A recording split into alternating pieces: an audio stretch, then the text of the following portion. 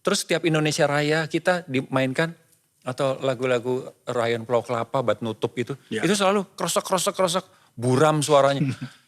Aku bilang Indonesia kita punya bendera itu kalau buram atau sobek kita ganti. Lambang negara Garuda misalnya putus kepalanya, nggak mungkin lah orang berani taruh di tembok, pasti diganti. Bagaimana dengan lagu Indonesia Raya kita? Ya.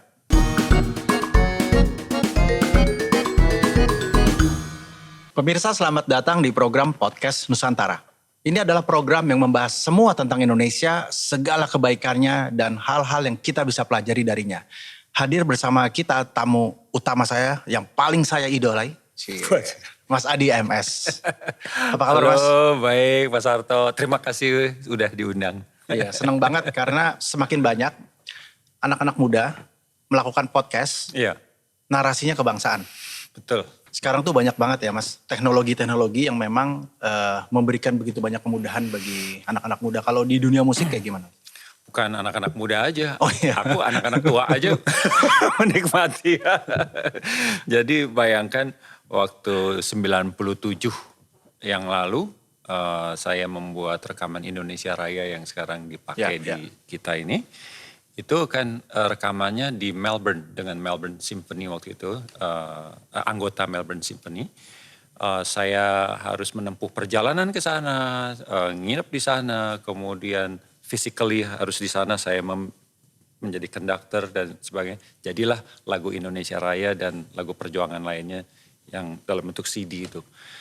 Panjang prosesnya. Kalau sekarang, hari-hari ini udah ya boleh bilang 5 tahun terakhir kalau rekaman dengan orkes luar, dengan orkes di Praha, kemarin di Macedonia, saya cuma email partiturnya yang saya buat berhari-hari gitu ya. Kirim partiturnya ke sana, email, terus nanti tentukan tanggal berapa kita ketemu sesi rekaman, udah mereka rekaman, orkestralnya di sana, kita tentukan jam 10, jam 10 teng itu udah bunyi rekaman. Penyanyi akan di-dubbing, direkam, kemudian setelah orkes selesai, sesi berikutnya penyanyi. Mungkin nanti ada instrumen tambahan gitu, itu bisa di-dubbing. Ini berarti apa ya, 31 tahun ya Toilet Orkestra berdiri ya? Oh ya, alhamdulillah. Ya, berarti ya.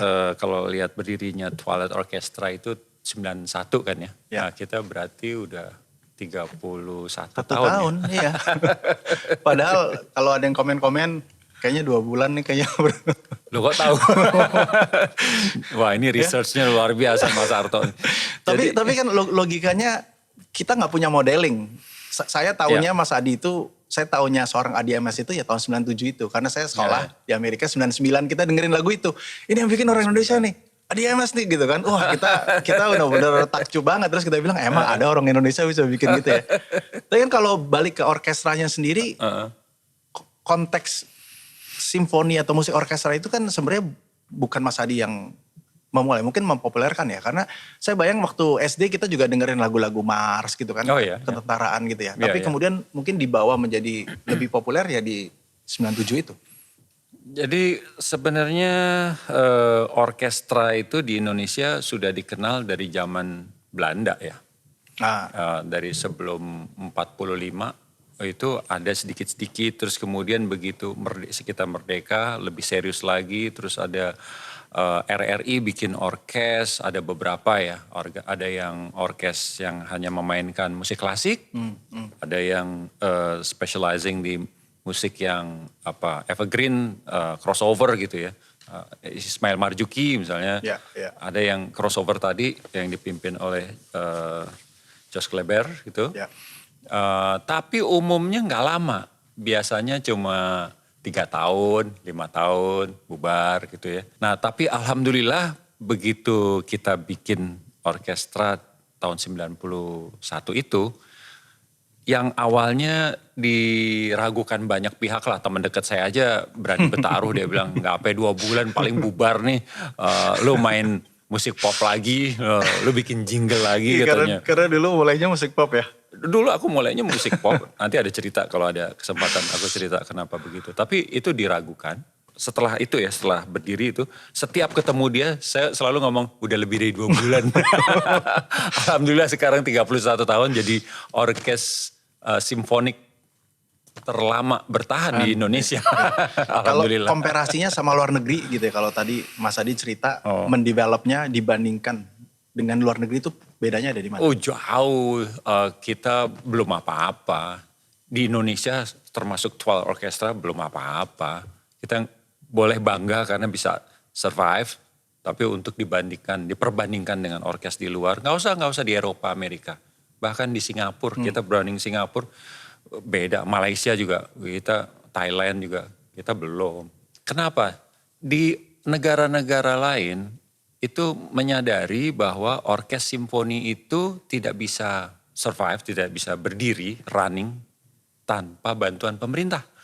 Nggak ada orkes di dunia bisa survive tanpa subsidi, tanpa support political will dari pemerintah, nggak ada. Ya, satu subsidi, karena itu high cost orkestra di mana-mana. Udah ada standar segini-gini, kali berapa biaya studio dan sebagainya, itu tinggi.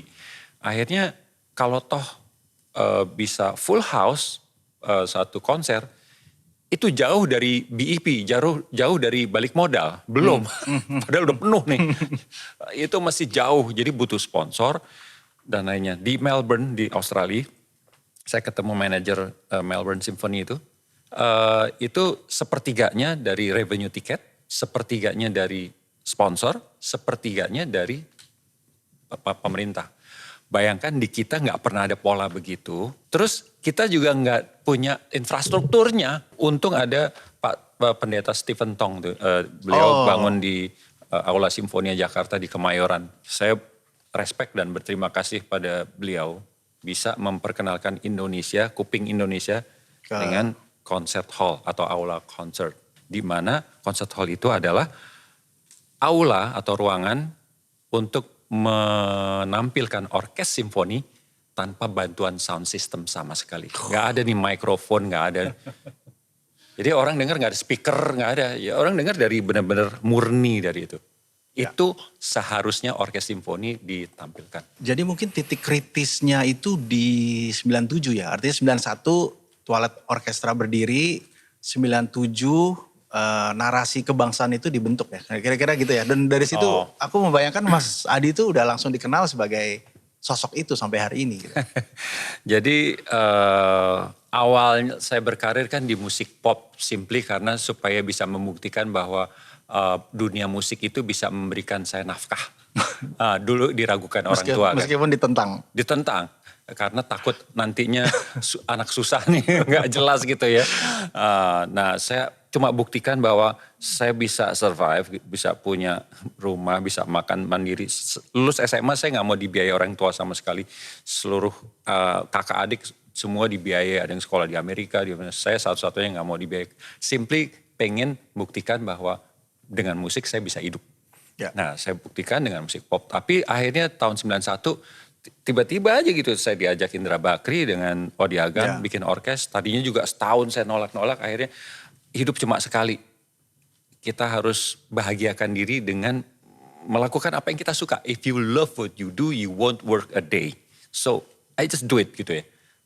Terus pendapatan ekonomi finansial keluarga tuh boom, ngeri banget.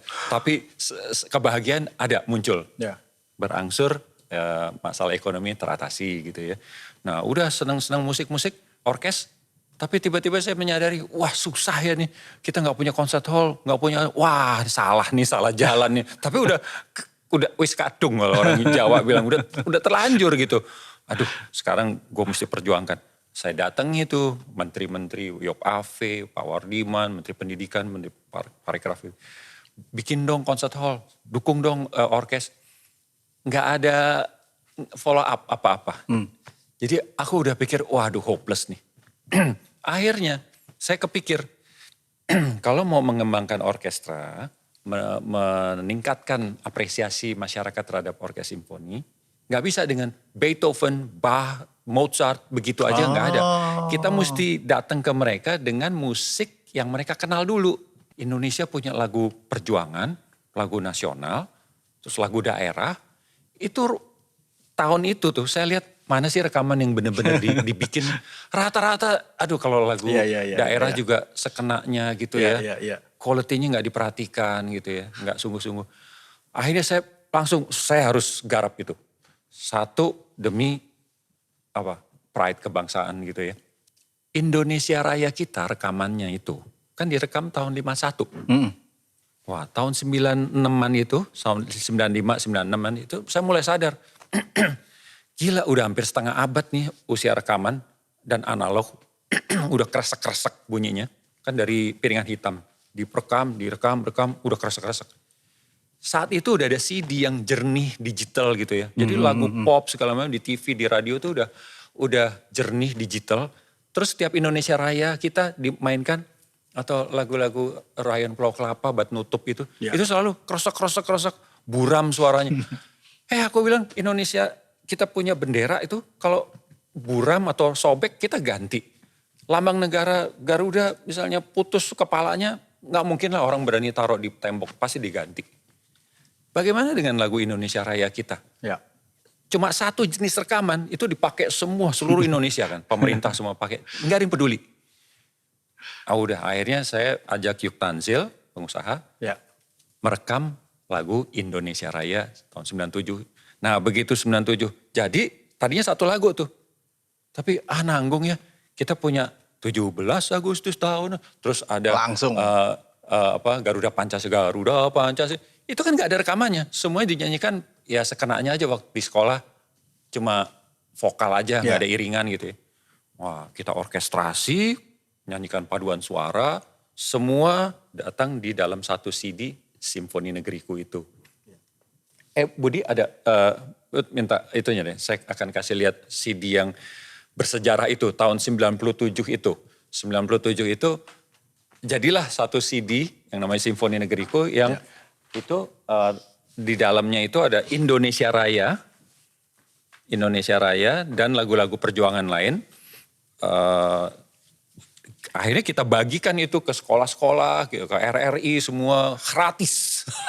Jadi sebenarnya basisnya tetap strategik ya. Jadi karena Mas Adi ya tentu saja punya jiwa nasionalis, kecintaan dari keluarga, dari orang tua. Tapi pemikirannya sangat strategis banget waktu itu. Nggak ada nih karya ya kan yang bicara pertama mendekatkan orkestra ke masyarakat, menggunakan dalam tanda petik kendaraan lagu-lagu nasional, dikerjain dengan benar pakai hati sampai sekarang. Awalnya memang jadi strategi untuk supaya masyarakat mau dengerin suara orkestra gitu ya. Dengan repertoar yang mereka kenal gitu, yaitu lagu-lagu kita. Tiba-tiba Indonesia Raya nih yang gak terawat. Itu deh aku garap dulu.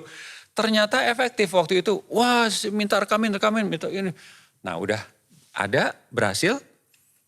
Dan mulai muncul fokus ke keindonesiaan. Betul. Saat itu komponis yang ngarang lagu ini masih ada semua tuh. Masih Husain Mutahar ada yang membuat rekamannya Indonesia Raya pertama. Pak Yusuf Ronodipuro, itu saya datangin. Bahkan arranger Indonesia Raya, Jos Kleber di Belanda masih ada. Itu saya berdialog dengan semua itu. Bahkan Pak Maladi yang, waduh saya waktu itu masih hidup semua. Saya akhirnya bersahabat dengan Pak Mutahar, Pak Gatot Sundarnoto, pencipta Garuda Pancasila itu. Waktu itu saya intens, berapa sore itu saya, di rumahnya Pak Husain Mutahar. Dan respon mereka gimana? Senang mereka, wah lagunya direkam orkes gitu ya. Nah abis itu apalagi? Lagu daerah. Ternyata waktu itu ada kejadian yang rasa sayangi di Aku Malaysia, terus kita marah-marah. Aku bilang, kok cuma bisa marah-marah aja? Emang kita pernah merawatnya? Enggak ada rekaman yang bener. Udah kita bikin, saya yakin kan orang Garuda Indonesia itu, maskapai penerbangan. Mereka support, jadilah The Sounds of Indonesia, rekaman lagu-lagu daerah. Nah, rekaman lagu-lagu perjuangan atau nasional plus lagu-lagu daerah Indonesia ini yang akhirnya membawa saya sendiri yang tadinya cuma menjadikan itu sebagai alat kendaraan supaya penonton dekat dengan orkes simfoni, malah jadi motivator utama saya untuk membangun bangsa melalui musik. Tapi kan memang musik orkestra itu di luar juga digunakan sebagai alat untuk membangun nasionalisme ya. Mereka tahu manfaat musik. Jadi musik itu nggak kayak di kita masih sering dilihat sebagai hiburan ansih. Ya. Seolah-olah musik ya hiburan, adanya di kafe, karaoke, terus di panggung orang nyanyi-nyanyi, terus dibayar, udah selesai. Padahal banyak hal bisa disampaikan secara efektif di musik. Jadi ada yang unspoken message yang bisa disampaikan itu melalui musik. Nah, saya senang belakangan ini semangat anak muda, milenial maupun Gen Z ya, terhadap warisan budaya kita itu makin tinggi gitu kesadarannya. Kekayaan budaya Indonesia ditampilkan dengan melalui berbagai form, berbagai bentuk gitu ya, dengan cara macam-macam di berbagai sudut dunia gitu ya. Saya suka sekali gitu. Mas Adi beberapa tahun terakhir juga sangat gundah dengan keindonesiaan kita ya, dan berusaha untuk membangun narasi kebangsaan itu lewat musik gitu. Berhasilkah? Banyak PR-kah? Sudah mulai terlihatkah? Dan memang apa yang jadi masalah terbesar kita, dan bagaimana mungkin musik orkestra itu bisa menjadi bagian kecil ya dalam proses menjahit narasi kebangsaan ini? Saya boleh dibilang nggak terlalu puas dengan apa yang saya impikan gitu, belum terwujud sih. Yaitu minimum ya, saya punya pemerintahan yang memberikan infrastruktur musik simfonik, yaitu concert hall gitu ya. Dan kalau bisa ada pendukungan lah gitu ya. Konser full, tapi dia nggak tahu itu uang saya keluar. Ya jadi maka butuh sponsor, Nah, pengennya suatu ketika kelak Indonesia akhirnya punya concert hall gitu ya. Terus punya sekolah musik yang hebat gitu ya. Ini masih belum diperhatikan oleh pemerintah. Tadinya saya pengen ngomong sama Pak Jokowi ini di second term, tapi saya lihat tantangan Pak Jokowi luar biasa, apalagi pandemi segala. Ada diem dulu. Mudah-mudahan saya berharap nanti generasi yang di bawah saya meneruskan pembangunan musik simfonik di tanah air. Ya. Dan memang harusnya dengan musik itu kita bisa saling terjahit ya, Mas Adi ya. Iya, di orkes simfoni khususnya ya. Ya. Itu sebenarnya satu sering saya pakai sebagai metafora Indonesia mengelola keberagaman di Indonesia. Ya. Indonesia tuh udah deh jangan bilang ini milik agama tertentu, milik suku tertentu. Ya. Ini sedikit demi sedikit kita mesti ubah ini kembali ke awal Indonesia didirikan itu kan terdiri dari keberagaman. Kita kan yang bangun bangsa ini tuh semua, bukan satu agama, satu suku gitu, enggak kan. Semua itu ikut berperan. Nah, harusnya kita punya kesadaran untuk saling melengkapi. Keberagaman itu bukan saling meniadakan, harus saling melengkapi. Ya.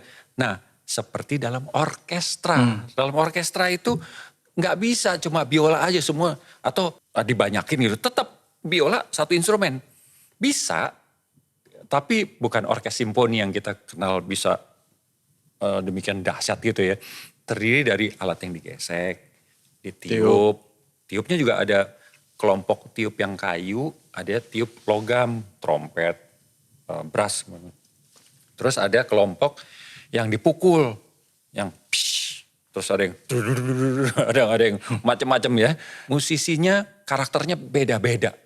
Mainkan notnya, apakah notasi si biola sama dengan not itu? Beda. Yang itu main satu lagu mungkin cuma sekali di ujung, psh, pas klimaks gitu ya. Si biola sibuk terus, si bass, bum, bum, bum, semua beda. Tapi di bawah satu kepemimpinan, dalam satu kesepakatan, ya muncul harmoni yang dahsyat dari keperbedaan itu.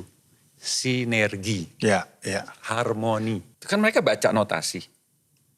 Notasi itu presisi, nggak bisa salah satu titik dihilangin, ya salah bentuknya salah gitu. Presisi.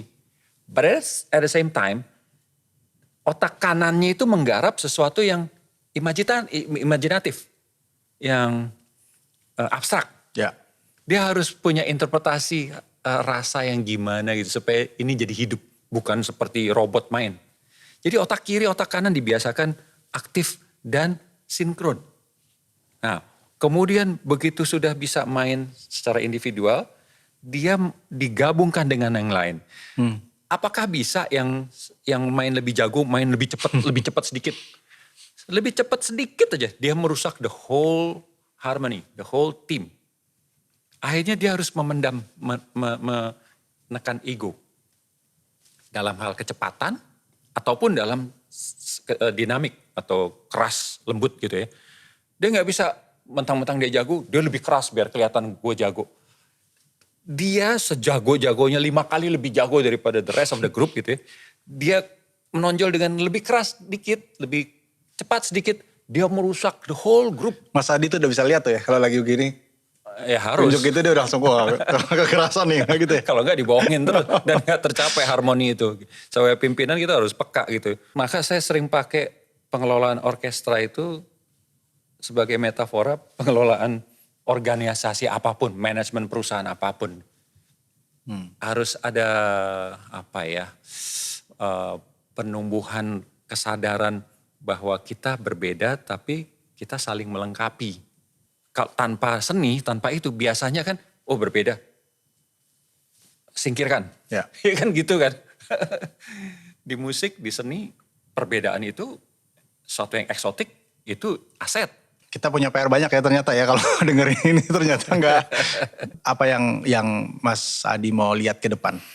Saya ingin pemerintah Indonesia ini, bukan yang sekarang aja tapi berikutnya, lebih menyadari bahwa Indonesia ini kelebihannya salah satunya adalah budayanya yang kaya ya dari segi musik, kuliner, fashion, makanan, semua lagi kita tuh luar biasa kaya.